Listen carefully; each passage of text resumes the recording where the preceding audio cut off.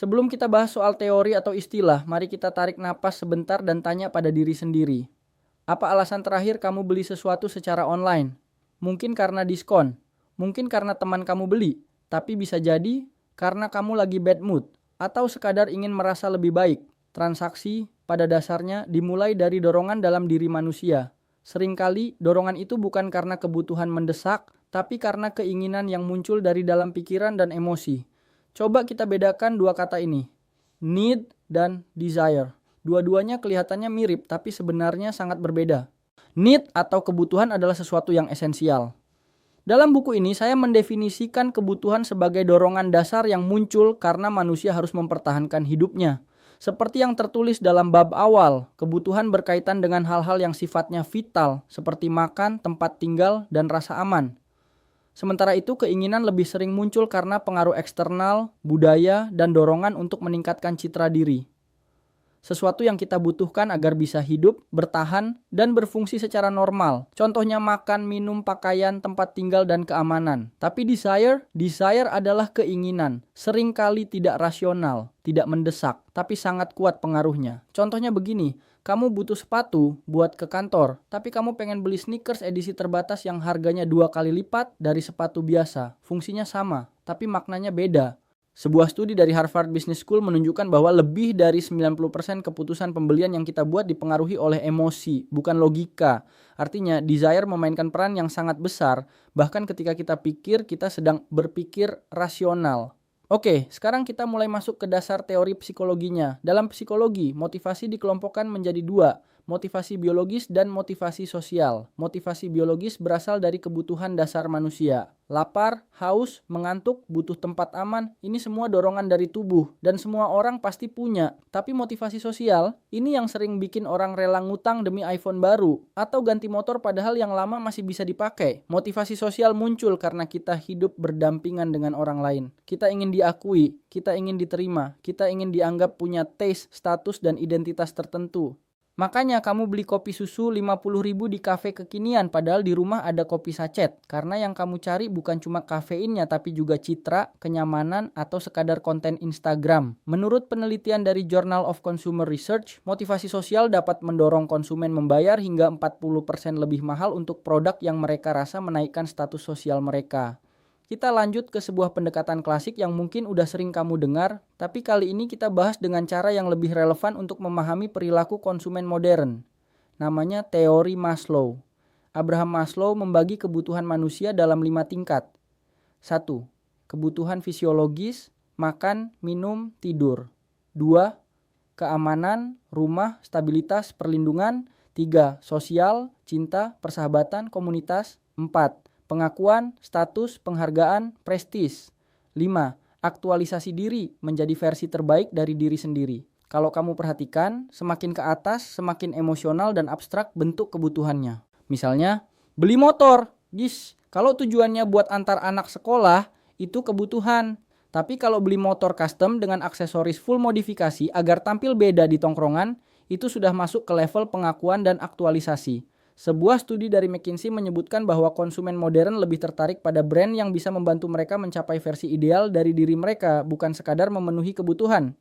Oke, sekarang kita masuk ke teori yang lebih dalam dan jarang dibahas dalam pemasaran. Self-discrepancy theory. Apa sih artinya? Intinya, dalam diri kita ada 3 versi. 1. Actual self. Siapa kita sekarang? 2. Ideal self. Siapa kita ingin jadi?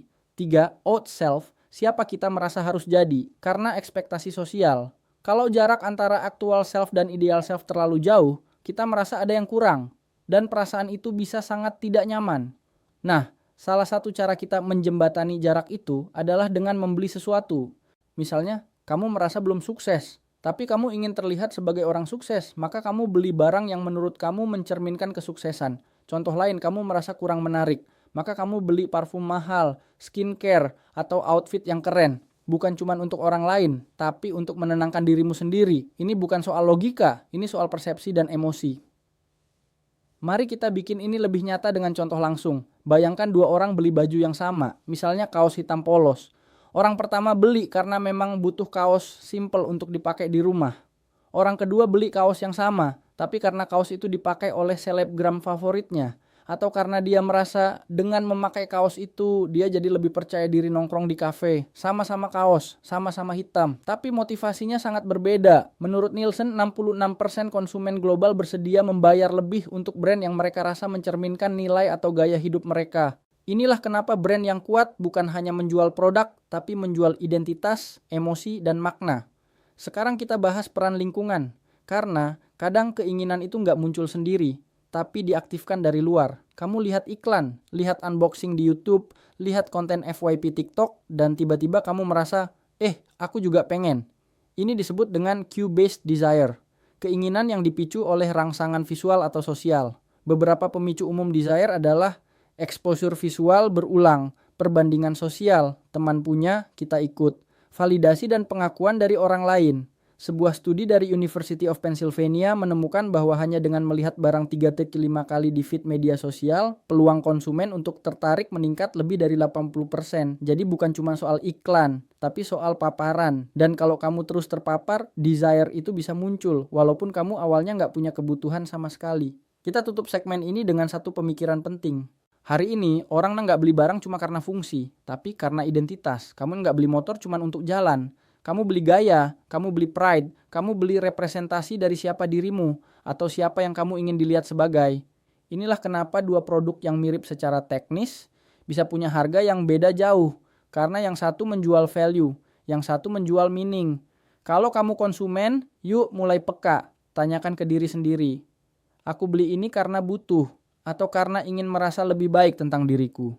Nggak salah kok beli karena pengen, tapi sadarilah, karena kesadaran bisa menyelamatkanmu dari penyesalan. Kalau kamu pelaku bisnis botot ini titik krusial. Konsumen tidak membeli karena fitur. Mereka membeli karena perasaan, karena makna, karena ingin jadi lebih dari siapa mereka hari ini. Dan tugas brand adalah mengisi ruang kosong itu. Dengan narasi, dengan emosi, dengan positioning yang kuat. Dalam buku ini saya membahas bahwa pemilik bisnis perlu memahami bahwa proses transaksi tidak dimulai dari produk, melainkan dari persepsi dan kebutuhan psikologis konsumen. Konsumen membeli karena ingin mengisi kekosongan dalam dirinya, bukan semata-mata karena produk itu berguna. Maka dari itu, tugas brand adalah menciptakan makna dan keterhubungan emosional, bukan sekadar menawarkan spesifikasi teknis. Ini adalah landasan dalam membangun positioning yang kuat dan relevan. Jadi, kenapa kita bisa pengen beli sesuatu? Karena transaksi dimulai dari dalam. Dari rasa ingin merasa cukup, ingin dianggap, ingin berkembang. Dan produk kadang cuma simbol dari proses itu. Di episode selanjutnya kita akan bahas tahap berikutnya dalam proses transaksi. Kapan desire berubah jadi tindakan? Apa yang membuat seseorang akhirnya mengetik kata kunci di marketplace? Dan bagaimana digital environment bisa mempercepat impulse decision tanpa kita sadari? Saya Gio, terima kasih sudah menyimak. Kita ketemu lagi di episode selanjutnya dari seri Mekanisme Terciptanya Transaksi.